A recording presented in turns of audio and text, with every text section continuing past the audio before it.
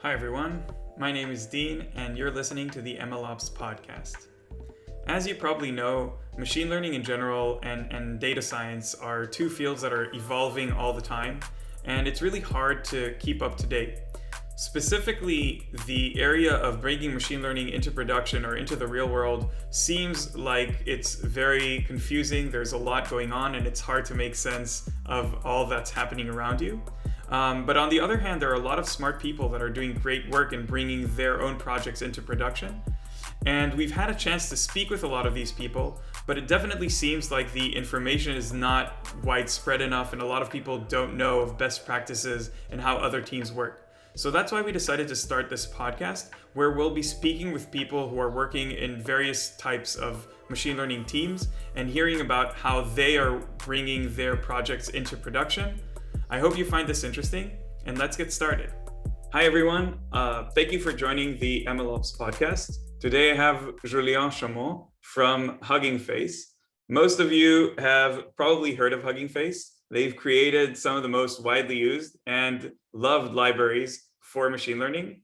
First and foremost is probably their transformers library, which started out from NLP, but now provides support for other types of models and lets you basically use them very easily and makes it much more accessible to a lot of people. Julien is a co-founder and CTO at HuggingFace. And before he worked at this company, he graduated from Stanford with a master's in electrical engineering and computer science. HuggingFace is his second startup as an entrepreneur, and he has a ton of experience building machine learning systems. And he's overall a really awesome guy. So hi, Julien. Thank you for joining me today. Hi, Dean, and hi, everyone. So it's awesome to be here. Thank you for giving us your time. I'll start by asking this question, which was surprising to me when I first heard it. So can you share the HuggingFace origin story? How did you decide to start the company, and where does the name come from? Yeah, so the name is quite random. We were looking at emojis, kind of like this defining element of modern communication that is emojis. We really wanted to pick like an emoji as a company name, and we kind of like said to ourselves with Clément, my co-founder, that the HuggingFace emoji is pretty unique in the fact that it's kind of like, it's an emoji, so it's kind of like not non-human. At the same time, it has like human features, the hands, and it's doing like a really, really human gesture, which is like giving a hug. So, I mean, it's kind of like, bridging machine and human in a way. So we kind of like liked it, and yeah, we didn't necessarily expect to stick with that name, but it kind of like grew on us. And I feel like, yeah, it's a nice emoji to pick. Yeah, and we started in 2016, really passionate about machine learning and especially about natural language processing. Like, we were feeling that a lot of things were starting to happen in NLP back in 2016. And we basically wanted an excuse to leave our previous companies and work full time on NLP. So that was like the start of HuggingFace. Yeah, so it was like Clément and Thomas Wolf, and yeah, we grew the team pretty slowly at first. First couple of years were pretty interesting, and we've been like super lucky to yeah, be part of this like machine learning NLP community at a time where a ton of things have happened and are going to continue to happen. That makes a lot of sense.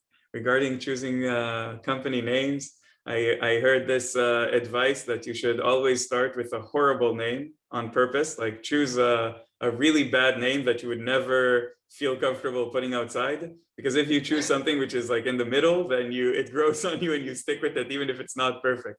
So you decide the name just before the launch. Admittedly, we did the same thing at DagsHub, so I don't know if I could say that it's easy to apply this advice to you, but yeah. So I guess you mentioned that you really wanted to work on NLP, and I sort of agree with you that NLP is super interesting, and there's something sort of fundamentally different about human communication. But you recently launched on HuggingFace support for audio and computer vision models. So I'm interested on your perspective, like why start with NLP models? Why were you so excited about it? Yeah, so I mean,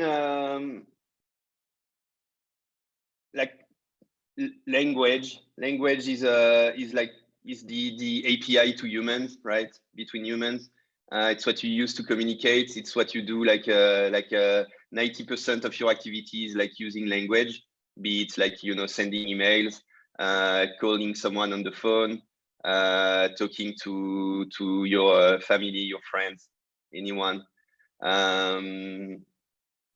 So yeah, we don't necessarily have like a strong reason why, but it's always been like our passion. We've always been like super excited about language. And yeah, that was kind of like our initial reason to get into machine learning, was to be able to like spend some time, really trying to catch up with what was happening in machine learning applied to text. And yeah, really like a really strong interest in language, natural language. Cool. And so today, HuggingFace is a huge success, and there's a huge community. Honestly, out of all the sort of open source communities I've seen in the machine learning world, I don't think that there's any community that loves the tool that they're using more than the HuggingFace community. I would even use terms like religiously love, but maybe that's too strong. But people really love this library. I'm wondering, like, if you could share what was the moment that you understood that this is going to be super successful? Like, where do you say, like, holy cow, this is going to the moon, maybe in modern terms? Yeah, so I mean, first, it's like super humbling to have this community that well, of super skilled, super talented people all over the globe, basically like enjoying what we do, and also it's not something that we do for the community. It's basically we try to help the community do stuff themselves, right? Like, I mean, we are part of the community more than kind of like a company that tries to do stuff with the community. I mean, it's super humbling, and to be honest, like, yeah, it's something that's pretty unique, I feel like. Like a lot of people on the team are like, you know, like they tell me, and I feel the same thing. Like every morning, it's like super exciting to get up because you have this incredible energy from the community, and yeah, we have this chance of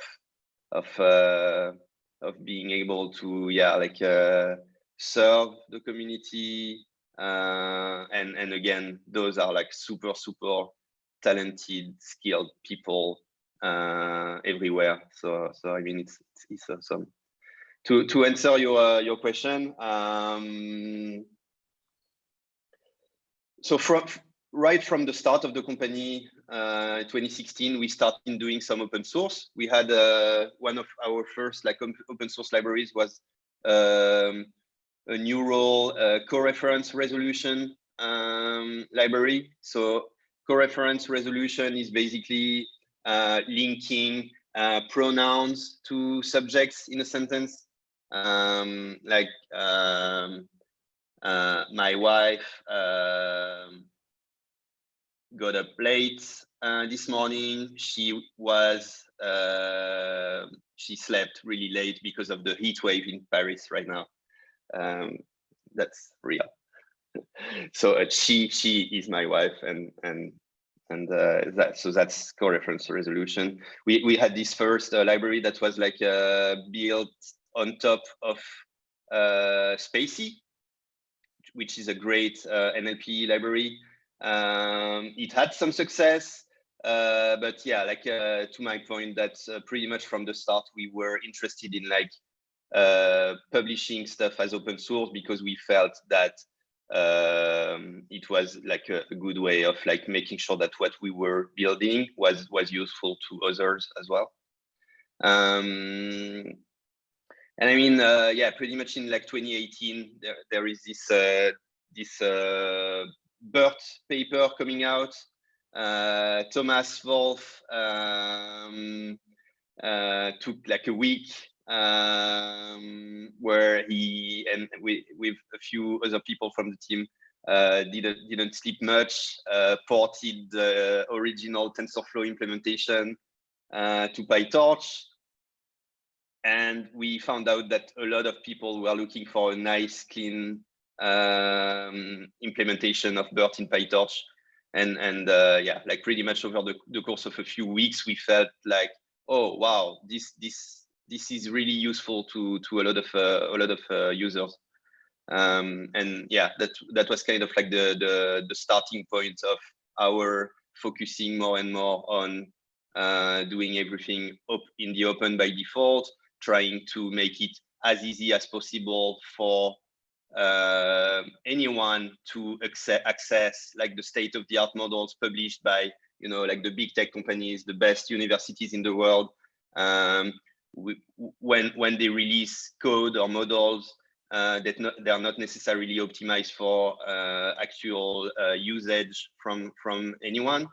So we really felt like it was super useful for us to start doing that, and yeah, the adoption has been great.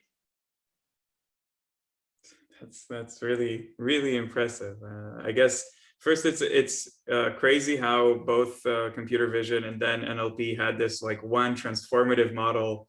Always you say like science moves forward in small steps, but then you have this game-changing BERT, which is really crazy. And I did not know that you implemented it so quickly after it came out. That's also very impressive. I guess this is an interesting point, because you're sort of combining sort of on one hand the community, which is usually or not usually, but maybe a lot of times people that don't have access to the resources that the big players like Google, who created BERT, have.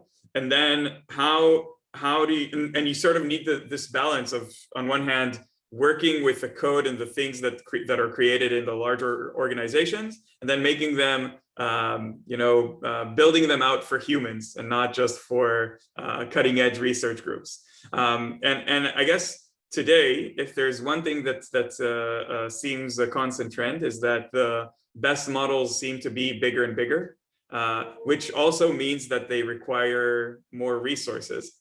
So how do you balance this? Like on one hand, trying to reproduce and host the best models, and on the other hand, sort of still wanting to be relevant to the community. And also, of course, like now that you have this huge community, I'm guessing that the ideal situation is that more and more would come from the community. So how do you make that accessible to them conveniently, I guess? Yeah, I mean, that's a super good question.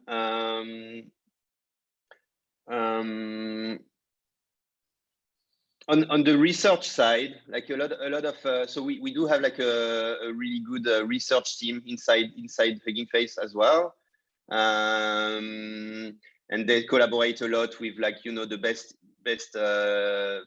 research labs in private companies and in academia as well. Yeah, you're right. Like models are getting bigger and bigger. On the science side. On the production side, what's really cool So basically, you know, like 2018, 2019, those big models were when came out, but they were still not super used in production, in actual, like, you know, production workloads in companies. What's been happening since 2020 is that a lot of use cases are now starting to be addressed by deep learning models, something that we didn't really see before. You know, a lot of companies had like machine learning or data science teams, but then in production, they didn't, like, they have like less modern machine learning models. And it was a kind of like a struggle for their you know, machine learning models to move from experimentation to production. That I feel like this changed a lot over the past year, basically, and now a ton of companies are actually using those kind of like large models, maybe not the largest ones, right, but like, you know, bird size models in production. And so it's been amazing because yeah, a lot of those companies are really seeing benefits of using those kinds of models in production versus what they were doing before. So I feel like you know, like the model sizes are increasing on the production side, and also obviously increasing on the research side. Obviously, like, almost no company is using, like, you know, 10 billion parameters models in production, except for like the biggest tech companies, maybe. But yeah, there's this kind of trend to move to bigger and bigger models that we are happy to. So we started monetization. Like we have a few, like we have some customers who are those types of companies looking to deploy deep learning models to production. And yeah, it's been super interesting working with them on helping them unlock the potential of those modern models in their use cases. I think for me, the moment where I said something here has changed with respect to bringing these huge models to production is I think at the beginning of 2020, sometime around then, Google announced that they're going to apply BERT to their search. That was like some product that probably every human that has access to internet is using, and it's going to have this like very big model behind it. So to me, that was like a watershed moment or something like that. I guess you mentioned that you're seeing this across the industry, but I'm wondering, aside from HuggingFace, which has obviously had its share of contribution to this, why do you think it's happening now? Like, what's changed that more companies can afford or are actually putting these large models into production? Yeah, I mean, I think yeah, it's not just us, but like a ton of companies are providing services and tooling around you know, like machine learning tooling, MLOps. It's what you guys are doing as well at DagsHub. Other companies as well. I feel like it's easier and easier, and we are striving to democratize access to those kinds of models as well. It's becoming easier and easier to experiment, and then it's becoming easier and easier to deploy to production as well. Yeah, a lot of there's a lot of value in the intersection of engineering, software engineering, and machine learning. Something that we've believed for a really long time. But you know, like BERT, if you run BERT out of the box, you're gonna already have like a decent performance. If you're really looking for scalability, low latency, cost per inference, you can do things there's an array of optimization, hardware, software that you can use to make it like super efficient. And I mean at scale. So we can help, like we help a lot of companies actually on exactly this kind of workload, like scaling BERT type inference. We managed to do it and then to perform inference on BERT on the scale of like a few milliseconds. So like super low latency. If you manage like a cost-effective way, if you manage to achieve a cost-effective way of reaching, you know, like sub like few milliseconds inference at scale on BERT size models, there's pretty much like no reason not to put them into production, because yeah, it's going to be like super cheap. Basically, like we have some customers who are doing like who are performing like, you know, tens of millions of requests per hour, like in the messaging space or stuff like that. If you want to, you know, like classify every message, you know, spam detection, stuff like that, bullying detection, stuff like that. You want to feed every message that you get on your platform inside a BERT model.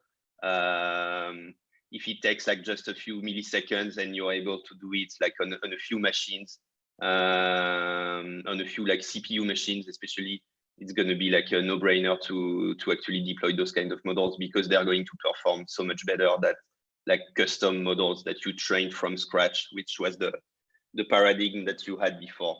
Like yeah, the types of models that I was mentioning before, models that people had in production 2 years ago, they are pretty much like trained from scratch on small annotated data sets that were custom to those companies. Whereas like the current machine learning, like transfer learning paradigm is you take a large model that's been pre-trained on a non-annotated data set, and then you fine-tune it like super efficiently. It's called sample efficiency. You don't need as many, like you need way less annotated samples to reach same or better performance on your end use case, which is awesome. I mean, it's a game changer in machine learning. I was trying to explain to a friend what fine-tuning a model means, like, I don't know, at a high level. It's like saying that the old models, you had to bring all the knowledge to the model yourself, and that's a lot of hard work. And today you can bring sort of this common knowledge, this trivia knowledge from outside, and then just teach the finer details of what you want the model to learn. So I agree, this is probably one of the largest game changers that we had, and this is across the board. Like, it's now being used also in other domains, even though it started mostly, I think, in NLP, or at least we saw the returns more from NLP. Yep. I guess you have a very unique situation.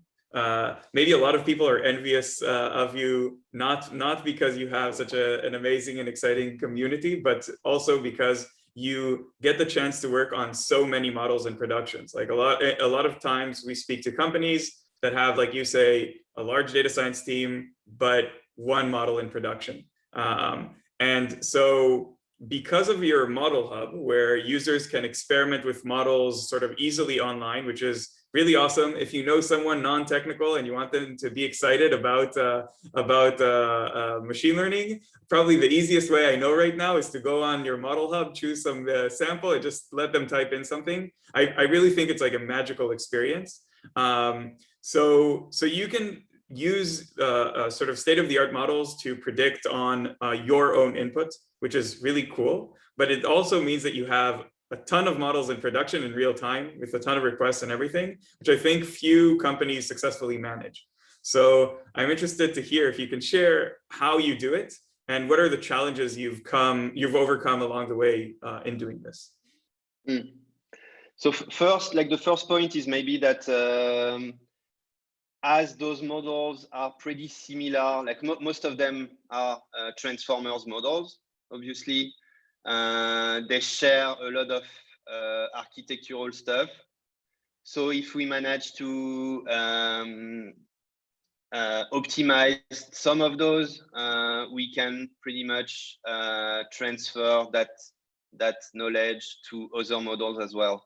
So I mean, a lot of the optimization that we do to run models in production for inference is kind of like horizontal and can be applied to all models at once, which is awesome. So we have this deep knowledge, obviously, of like the models themselves, and yeah, we can apply this knowledge. The fact that we have like a super strong open source team, but we also have like a stronger and stronger machine learning optimization team. So like people who are good at like like diving into the internals of the machine learning frameworks, and even deeper to like the internals of like computing hardware devices like CPU or GPUs. So yeah, we try to optimize those models as much as we can across the board. And then I mean, it's like like standard like cloud computing architecture. So like stuff like Kubernetes, where we launch models on the fly. So we don't keep all of those models. We have like more than 10,000 models publicly available on our model hub right now. Not all of them are alive in the inference API all the time. Some of them are because users are using it like on production use cases, for instance. So we kind of like pin them to be always on. But some of them, the ones that, for instance, you try every once in a while, you play with like the inference widget on the model page. It has to be loaded on the fly. So that way we keep like the cost of running this infrastructure reasonable. There are a lot of things that we still want to improve on that subject, but yeah, the gist of it is using like a modern cloud computing infrastructure to deploy models on the fly, depending on different sets of constraints. It sounds very impressive. Maybe I'll ask a more specific question, like what would be, if you had to choose one, what would be the biggest challenge that you've conquered with respect to machine learning in production at HuggingFace?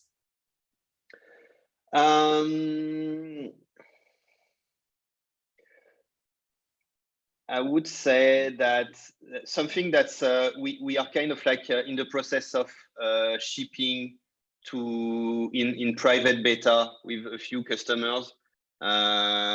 If anyone is watching and has like a lot of like production constraints related to low latency or volume of requests, feel free to get in touch. We have this this product that's in beta that companies will be able to deploy on-prem if they need to, so basically on their own hardware, and it's like super optimized, and that's the system that we are using to get to like sub millisecond inference times at scale on bird-sized models. So without like diving too much in the details of it, it's building on top of like a lot of great work from like cutting-edge hardware manufacturers like NVIDIA, Intel, and others. There is this kind of like standard serialization format for machine learning models, which is called Onyx. And then there is a lot of really great work happening right now on efficient ways of running Onyx models at scale. to give like for anyone who wouldn't be like too familiar about Onyx and potential inference optimizations, I can maybe give one example, which is like pretty cool. It's called operator fusion. So basically, you have this graph of a very large deep learning model with like a sequence of operations, like for instance, like matrix multiplication followed by softmax, right? Or an activation function. If you know that you're going to optimize your model for production on like a specific hardware, there are some tools right now that are going to take this static graph and they are going to compile it in a way, like fusing some of the operations together to run them as like one single hardware operation. Like for instance, matrix multiplication and then like activation function. If you do it sequentially, it's going to be slow. If you have access to hardware that can blend those operations together as one like single instruction, you should definitely do it. And those tools are capable of doing that. And yeah, it's pretty cool. Like it means that each time you deploy a model to like a specific hardware, the model is going to optimize itself to run like super efficiently for the instruction set that you have on the hardware. That sounds crazy awesome, and I'm intrigued to learn more. I guess the personal touch here is I'm from Israel, and we have Habana, which was an Israeli company that was acquired by Intel not long ago for a lot of money. They are doing very interesting things in that area, though it's very hush hush. I'm sure some of the people working there will be listening to this, so shout out. Awesome. So I guess one question which is specifically interesting for me is sort of there is this hardware challenge, or not hardware, but let's say the ops challenge of transitioning a model from what the data scientist was working on into production environment, and that's there are tools like DagsHub or others that you mentioned that help in doing that process. But I think that there's a huge part that workflows play in this. And I'm interested to hear how the transition from research to production looks like at HuggingFace. So if I'm a data scientist working in the research team, I have this new cool thing that I've created. What do I now do until the point that it's in production and the end users can use it? I think it depends a lot on the companies or the organizations. What we've seen more and more is, like the machine learning team or data science team inside the company is like pretty sophisticated. They know a lot about machine learning, and then they are in touch with like the production team or like the DevOps infra team at their companies, which is usually like at least like an order of magnitude larger in terms of size to like the machine learning team. But what we're seeing is that they manage to talk more and more. It's easier and easier for like infrastructure people, software developers, software engineers to grasp the fundamentals of ML. It's also easier and easier, I feel like, for more classical like data scientists, machine learning engineers to grasp a little bit about production. So I feel like in the companies that we see, it's starting to be easier and easier for bridges to be built inside their organizations between like software engineering, infra, and machine learning. Okay, I tend to agree. I think we're probably going to meet somewhere in the middle. Now I'll ask another specific question about this. Do you guys use notebooks in research? And if you do, when do you transition from notebooks into like Python modules? I know that's a recurring question.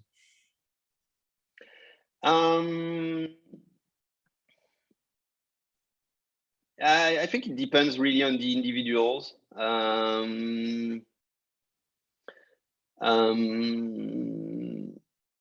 Yeah, I think like a lot of tooling is being built and makes it easier to like switch from notebook to code. So that's great. Personally, I don't use a lot of notebooks. I'm basically like like pop open like a Python like debugger, VS Code or PyCharm, anything, and pretty much dive into the code right away. But I realized that like not everyone has the same workflow. Yeah, I feel like it's not too hard to move some code out of a notebook and into like if like for instance, if you do like there are some tools that you can use like to build like like even like web prototypes, web demos, like Streamlit, Gradio is super awesome in my opinion. It's like super simple, but it does the job perfectly. You basically like specify the inputs of a model, the output types of a model, and it builds like this super simple interface for it. Even like it's pretty easy as well to like spawn like a Starlet server, Flask server, and expose like a super simple HTTP endpoint on top of your model. So I see more and more like data scientists, machine learning engineers doing those types of like quick prototypes, which is great because that way like way more like stakeholders inside the organizations can give feedback like super early on. It's not like okay, we're going to spend like 6 months building a model, and in 6 months we're just going to hand off this model to like the production team, and they will have no idea what it does, no idea what its limitations are, and they will be like completely clueless. And then if you're lucky, like 6 months later, maybe it will be deployed, or more often than not, it won't. So I feel like every tool, like there are so many super cool machine learning tools right now. Every one of these tools is useful because it makes it easier to communicate about what we're doing as machine learning engineers, communicate with other stakeholders, and yeah, build machine learning as part of like an organization rather than in our own like silo in a way. Connecting it to like understanding that machine learning is a part of the product and not sort of living in a separate world is, I think, very important. Cool. So I'll ask a few maybe higher level questions, and then we'll get to some questions from the audience, the community. The first one is, what do you think is the most interesting topic in machine learning right now? When you guys started, maybe like NLP and transformers were the hottest thing, but what do you think is the hottest topic at the moment? And maybe also specifically, what do you think is the most interesting topic in machine learning in production, and why? I mean, I'm super passionate about again, like the intersection of like software engineering and machine learning. So I'm super excited about all the different things that are happening around like MLOps, ML tooling. I feel like we're only at the start of what we can achieve. And yeah, it's really like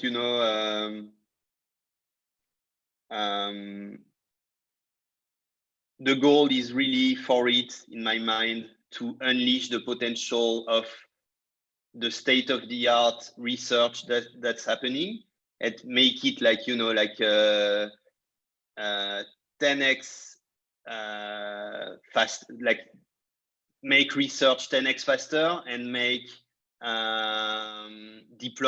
make deployment to production 100x faster.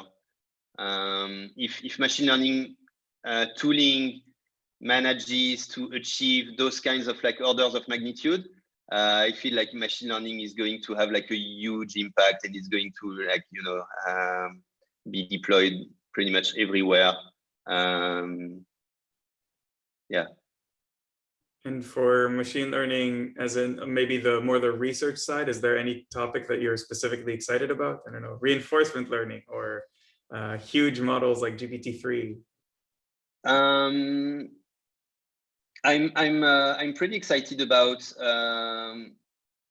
like super large models. I'm not that excited about them because I mean they're interested in the way that they stress test the infrastructure, but like nobody is really going to use them out of the box in production. So I'm not like super excited about this research avenue of like going bigger and bigger for the sake of going bigger and bigger. What I'm super excited about is obviously we've seen like super large models in the past year.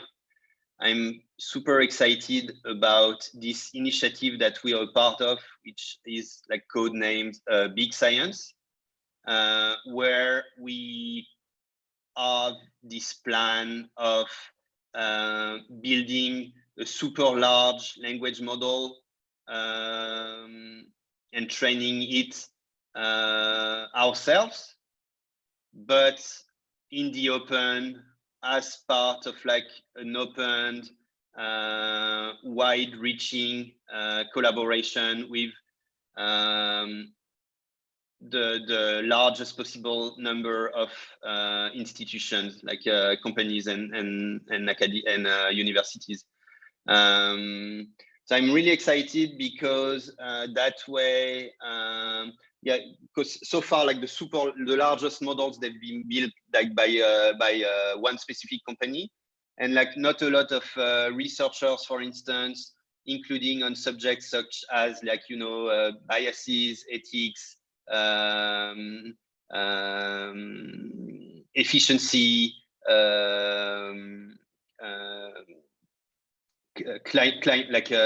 energetic efficiency as well. They haven't been able to really dive into those models because they're pretty much like the models of like specific companies like OpenAI, Google. So this Big Science initiative is super exciting because it's super open. And so, yes, one of the goals is at the end to have as an artifact a super large model. But it's also the process of getting there that's interesting and that's open. And so, you know, like the data collection, how can we build everything from scratch with the goal of making it more ethical? So let's just not scrape just Reddit, for instance, because of course you're going to have like a quality of data issue if you just like take Reddit as an input. How can we balance the data sets? How can we make sure that every language is going to be represented? Yeah, those are super interesting questions, and I really look forward to. It's going to be a long-term project. It's going to be like a year or maybe a year and a half long project, but I really look forward to like the initial results from this project, because yeah, I feel like it's the first time Thomas Wolff has kind of like he has like a personal background in physics. He's been describing this collaboration as kind of like the CERN of machine learning.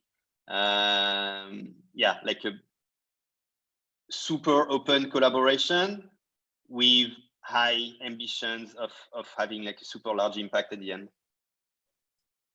That is something I can get behind. Like when, I guess on a personal level, when we started out DagsHub, part of the origin story for us was it's we wanted to make it easy to do open source data science, which is basically what you described, where the whole process of training the model is a community effort, and people can come in from the outside and take part, and it's not constrained to the labs of the top organizations. So I empathize with everything you said, and I need to read more about this and see how we can help. But I think this is very, very exciting. Sounds good. Great. So learning is something important to probably everyone in the world, but also specifically when you're working in a sort of cutting edge field like machine learning. So on a broader level, it doesn't have to be related specifically to machine learning or to what you're doing at HuggingFace. What things have you learned recently, or are you currently learning? Let me see. I'd say that so we've been like super lucky to obviously have like so HuggingFace is a company, obviously, of course, it's like a community-driven project as well, but we still, like raise money and have this goal of building products that are going to be useful enough for people so that we can monetize them and sustain like the whole open source, open science approach to machine learning. So as part of that, we are in the process of growing the team, and it's super interesting. Honestly, like it's been like one of the most interesting things I've been learning ever is how do you grow? How do you manage to like grow a team in a way that's balanced, that in a way that works well for like both like personal productivity, keep everyone as productive as possible, but also keep everyone aligned on this goal of like basically building the place on the web where the whole like community of ML gets together to build the future of AI. Yeah, trying to keep this balance of like personal productivity for everyone in the team, as well as being more and more aligned on like the long-term vision of making something great and super impactful in the open is like a super interesting to learn about. None of us is like super experienced at like building large teams, so it's a learning experience, and it's super interesting.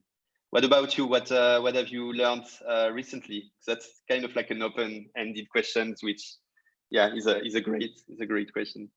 Yes, I relate to what you're saying. Like we're also growing the team, and that's always.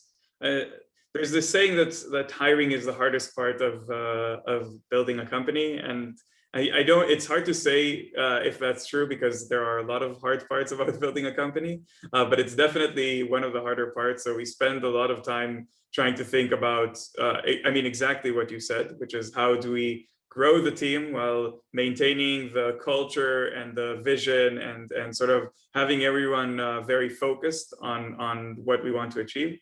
Another thing, so I'm reading. It's not. I mean, I'm learning by way of reading. So, so two things that are interesting is one thing I'm reading is the history of Netflix. So that's very interesting from an entrepreneurial perspective. The book is called "That Will Never Work," and it's written by the first CEO of Netflix. So it's super interesting because he's like giving you the firsthand view of a very early stage of a company that now everyone knows, but at the time, it was struggling like any other startup. So having hindsight is like 2020, but I think it gives a lot of good points of view on the process. My favorite quote from the book so far is actually a quote from another book, which I don't remember who wrote, which is nobody knows anything. And the point in the context of entrepreneurship, but I guess this also applies to machine learning, is that a lot of times the development that will change the world or make your company successful or whatever is exactly the development that you thought doesn't make sense and would never work. So his claim, which I tend to agree with, is that the key capability for success is not having good ideas, but just experimenting with as many ideas as possible, because you won't know which ideas are good and which are bad. And if you experiment with more ideas, you grow your chances of landing a good one. So that's like one thing that I've been thinking about a lot recently. We actually want to print this on our office wall because I think it's a good reminder to be humble, and I really empathize with it. And the other thing is, you know, we're both of our companies care about communities of technical people, data scientists, machine learning engineers, developers. And so we're learning a lot all the time, both from the community, like interacting, but also maybe in a more academic way about what's the best way to do that. Like, how do you provide value to these communities and everything? So that's also something that is on my mind, and I'm actively learning about. Awesome. So now I'll ask you a controversial question. So tell me something that is true, but few people agree with in either the fields of machine learning, MLOps, or other fields you're interested in.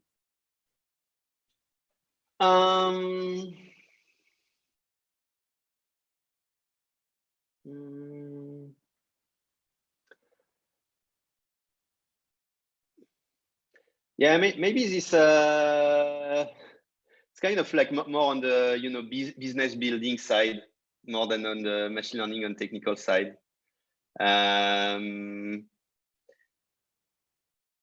But you know, there is this view that it's hard to build like a large company on open source. The examples of like successful companies in open source, they tend to be like pretty much all in the infrastructure space, right? Like database, search engines, or even like lower level stuff like deployment platforms, stuff like deployment systems, stuff like that. There is no like super successful, obviously, open source machine learning company, because I mean, this field is kind of like still recent. What I would say that like we strongly believe, but it's not like super obvious yet, is that, yeah, the intersection of like open source, open science, and machine learning is gonna be incredibly successful, and it's gonna, yeah, bring life to a new generation of like open source type companies that are not going that are going to be nothing like the previous generation of open source companies. It's like totally different beast. But I think that yeah, those companies are going to be like super successful. Yeah, it's maybe not controversial, but it's yeah, a strong conviction that not everyone is probably agreeing with.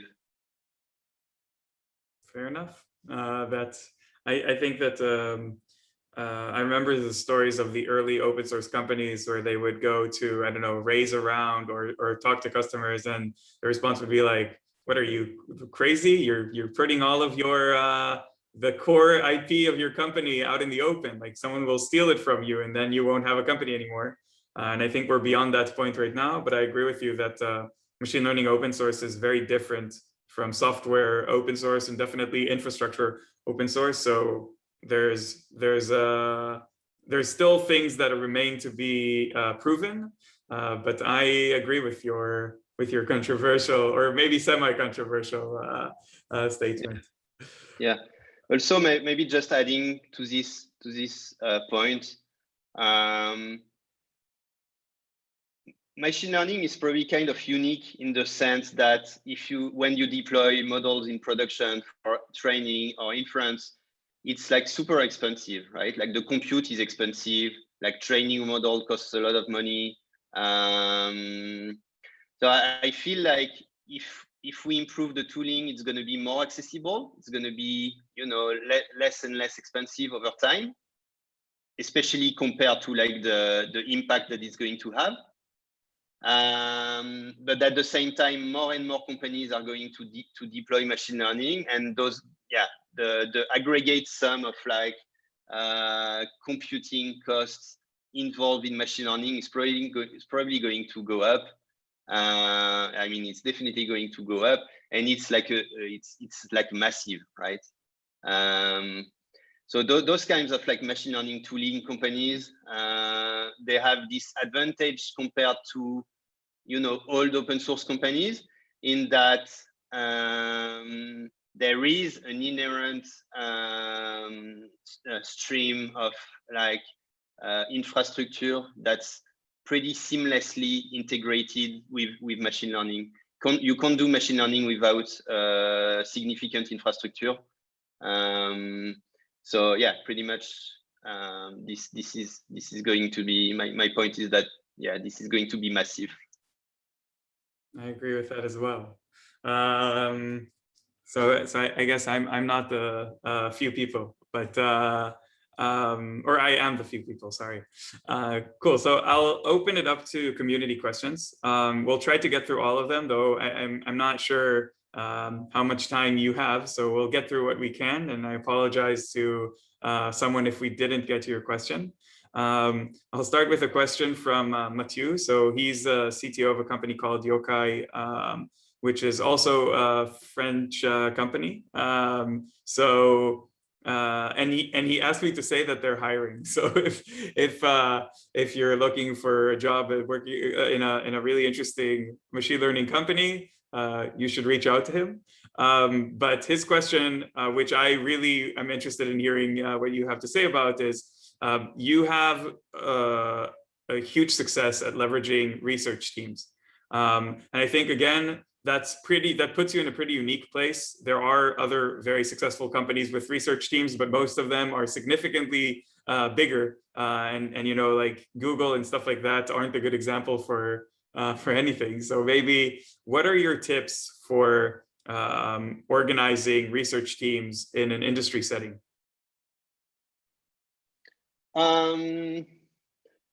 So I would probably give two answers. Like the first one is the obvious one, like human, like just human interest. Like, people by default, people are really interested in like what other people are doing. So like if you manage to build an organization or to foster an organization where people have a way to reach out to other people in other teams, you'll be able to bridge that gap between research and production in the end. Because like, software engineers are more and more interested in machine learning, and even including in the researchy side of it. And researchers, scientists are more and more interested in actually deploying those models in the right way as well. So yeah, that's kind of like just organization stuff. And the second part is like a lot of what we are doing is actually like API design, kind of like thinking, like spending a lot of time thinking as part of groups, open groups, of how to best represent, like for instance, the inputs and the outputs of a model, but not for one specific model, but to be applicable to whole ranges of models or problems or use cases at the same time. So if you can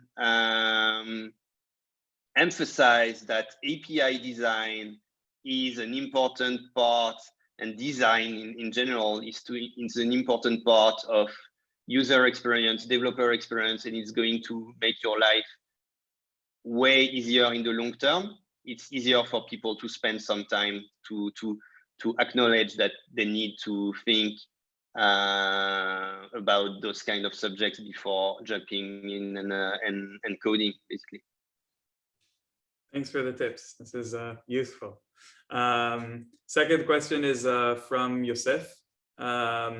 So regarding accelerated inference, and specifically for GPT Neo, the 2.7 billion parameter model, there's currently no way to use loss functions. Is this something that you plan to release in the future? Yeah, so we actually talked about this right before the call. So the inference API that we provide is basically like, static versions of models. So you don't train those models. It's like a different product. So you don't have a way of specifying a loss function.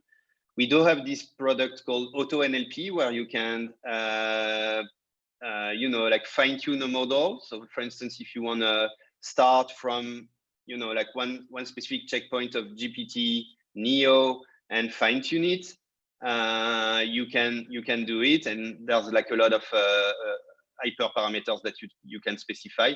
By default, Auto NLP is going to like pick the best ones, like do basically like a hyperparameter search and pick the best performing ones.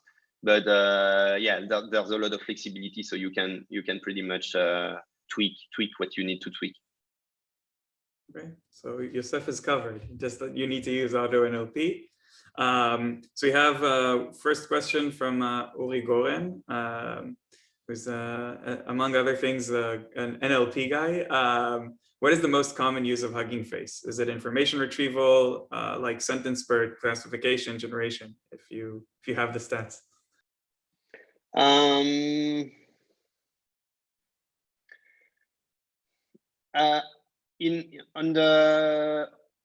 the research side, I would say all of them.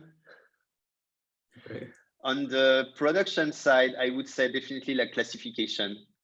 A lot of actual use cases in organizations are around like document classifications or token classification to do like information extraction. OpenAI was kind of like saying that even like a classification problem can be solved by using a generation model, which is technically true. But we found that in most organizations right now, it's not an efficient way of solving like a classification problem. The efficient way of solving a classification problem is to just like fine tune a classification model. And yeah, it's kind of like, oh yeah, it's a majority of use cases in the industry are classification problems. I don't know if you guys saw the same thing on the subset of like DagsHub users who are training NLP models, but yeah, for me it's clear on the usage side. Interesting. Yeah, I feel like text generation is really an interesting problem. It's cool. There are a lot of aspects to it that are compelling, especially after GPT-3 came out and a lot of people showed demos of stuff that it can do. It looks very compelling, but then the devil is in the details, and the question is how efficient is it in production, and can you actually use it for real world stuff? And I would definitely say that, I mean, we probably have much less experience than you guys have in this, but classification seems to us also more common, and then information retrieval, and then I would say generation is probably still last, but that might change. Like, it would be interesting to see trends. Like maybe it's the least, but it's like trending very high upward. So I don't know. So the other question from Uri was that text generation requires a search algorithm. So an example he gave was a beam search, and many use cases require constrained search, like text to SQL or something like that. Is that something like these search algorithms is something that you're planning on integrating into the transformers library, if you can share? Yeah, I mean, in general, like the code base is like super, we're super open to any contribution, and especially on the generation side, I feel like we have like a lot of super talented people who have like improved the code base over time. So yeah, definitely. Cool. This next question is from Jonathan. So are you planning on adding integrated vision and language models into the transformer library? So I guess this also applies to the answer you just gave a moment ago, but I think he's talking about things like DALL-E, where you have multiple inputs and outputs and stuff like that. Yeah, definitely.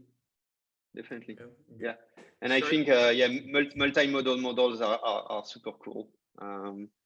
Yeah, I think they're going to have like also some really interesting use cases outside of research, like super quickly. Yeah, I personally, I was more impressed by DALL-E than I was by GPT-3. So it looks more practical, even, I would say. But again, this is me personally. So yeah, that's cool. The next question is from Imri. So he's asking about the business side. So what is your long-term business model? Is it solving business problems for large clients, or sort of becoming a platform for machine learning? No, yeah, it's definitely like being a platform for machine learning. Our goal is to build tools, and we're still super early. We realize that on the, like, for instance, our hub is still like super early. We have like a ton of things that we want to do, that we want to build, but yeah, it's like we are maybe like 2% of the way there. But yeah, the goal is to provide products that are not only for like a few companies, but are pretty much for everyone who's doing like machine learning. If we can go there by, you know, doing some partnerships with larger companies first, giving us the time to and you know, like the space exploration time or credits to build something great on the platform side, it's awesome. And yes, that's the ultimate goal is to build something that's going to be useful for everyone doing machine learning, which we expect that, you know, machine learning is going to be as big or bigger than software engineering. In 5 years, software engineer, like you won't do any software engineering without, like, at least of the time you'll use some machine learning, right? It's already kind of like the case, but yeah, it's going to be clearer and clearer, I feel like. I think I agree, and this is also maybe a good answer for the something true that few people agree with. So yeah, and if we all manage to make machine learning more accessible than software engineering, it's going to be even bigger, right? Because you know, like some of those models, you can pretty much like you know, develop an intuition of how they work just by, you know, like giving them some inputs. If you make it like super easy to use, like it's going to actually lower the barrier to entry to software engineering, which is still like something that you need to devote a lot of time into. Like, to be a good software engineer today, you need to like pretty much spend a few years and also have like the support system to enable you to grow as a software engineer. I feel like maybe machine learning is going to be one way to make software engineering more accessible. So like anyone can start building stuff,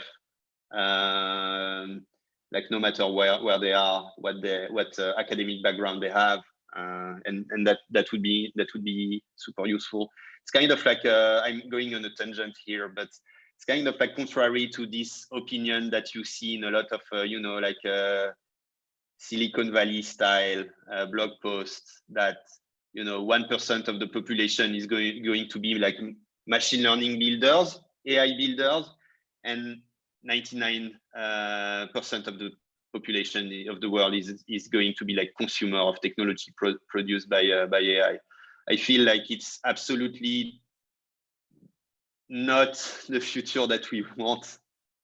So yeah, it should be like 100% of the population that knows how to build stuff with AI, and that would be a much better future to look forward to. I agree. I think maybe the optimistic version of that is like you have computer lessons in grade school today. You would have ML or AI lessons in the future, and you would still have like research and cutting edge models that are maybe less accessible, but over time, like things will percolate down and be more accessible to the wider community. And this is a good segue to the next question, which is from Uri, from another Uri, Eliobayev, who's one of the founders of a really big machine learning community in Israel. So he's asking, what do you think about automation and simplification of the model creation process? So do you think we'll see Wix for machine learning models that will have wide adoption and recognition? Maybe like auto NLP is a step towards that. Hopefully. No, yeah, I mean, yeah, in general, I think we are going to see more and more of those tools. And yeah, I think they're going to be like super useful in making it more accessible. Not just like fine-tuning a model, by the way, but also yeah, like developing this intuition of how it works, what its limitations are. Like every machine learning has like a set of limitations. That's why like explainability, visualizations are so important.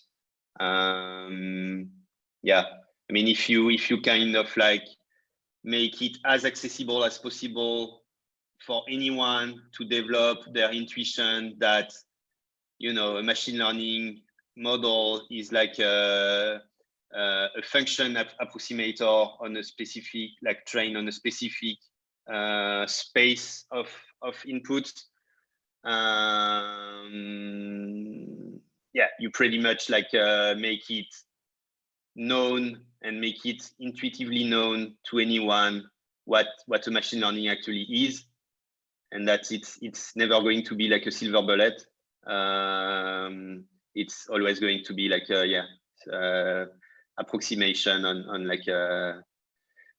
train on like a super specific set of inputs. Yeah.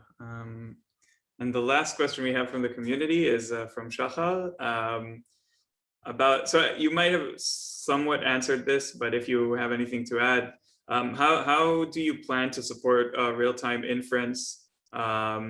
Do you have an inference package support the distilled or smaller models?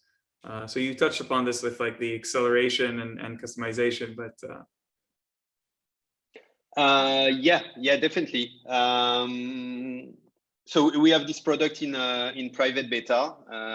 Like anyone should feel free to get in touch if they want to beta test it. We are looking for like a lot of beta testers. Without diving too much into the details, it's built on top of software such as Triton. I don't know if you've heard of Triton, which is like a pretty cool like Onyx optimized runtime.